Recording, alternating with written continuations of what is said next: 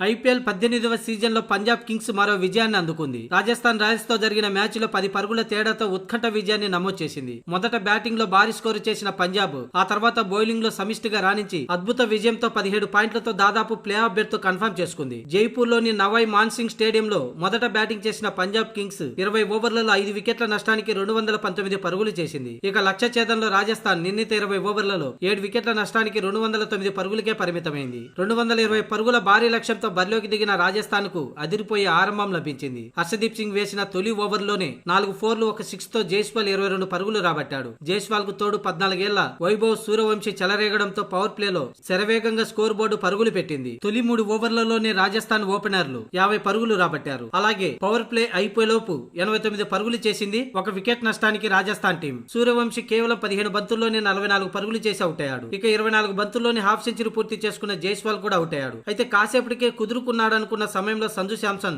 22 పరుగులకే పెవిలియన్ బాట పట్టాడు. దీంతో రాజస్థాన్ ఇన్నింగ్స్ స్లో అయింది. పరాగ్ 13 పరుగులే చేసి అవుట్ కావడంతో మ్యాచ్ పంజాబ్ వైపు మళ్లింది. ఈ సీజన్ లో పేలో ఫామ్ లో ఉన్న హిట్ మేర్ 11 పరుగులే చేసి మరోసారి నిరాశపరిచాడు. చివర్లో ధ్రువ్ జురేల్ హాఫ్ సెంచరీతో పోరాడినప్పటికీ ఫలితం లేకుండా పోయింది. పంజాబ్ బౌలర్లలో హరిప్రీత్ బార్ 3 వికెట్లు తీసుకున్నాడు. ఇక మార్కో జాన్సన్, ఒమర్ జై చెరో 2 వికెట్లు పడగొట్టాడు. అంతకుముందు మొదట బ్యాటింగ్ చేసిన పంజాబ్ కింగ్స్ 5 వికెట్ల నష్టానికి 219 పరుగులు చేసింది. నెహాల్ వదేరా 37 బంతుల్లో 5 ఫోర్లు 5 సిక్సర్లతో 70 పరుగుల విధ్వంసకర బ్యాటింగ్ తోడు శశాంక్ సింగ్ 30 బంతుల్లో 5 ఫోర్లు 3 సిక్సర్లతో 59 పరుగుల మెరుపు బ్యాటింగ్ తో పంజాబ్ 219 పరుగులు చేసింది. ఇక ఆ లక్ష్యాన్ని చేరుకోలేక కేవలం 209 పరుగుల వద్ద ఆగిపోయింది రాజస్థాన్ రాయల్స్. దీంతో 10 పరుగుల తేడాతో విజయం సాధించిన పంజాబ్ కింగ్స్ టేబుల్లో 2వ స్థానంలో కొనసాగుతుంది.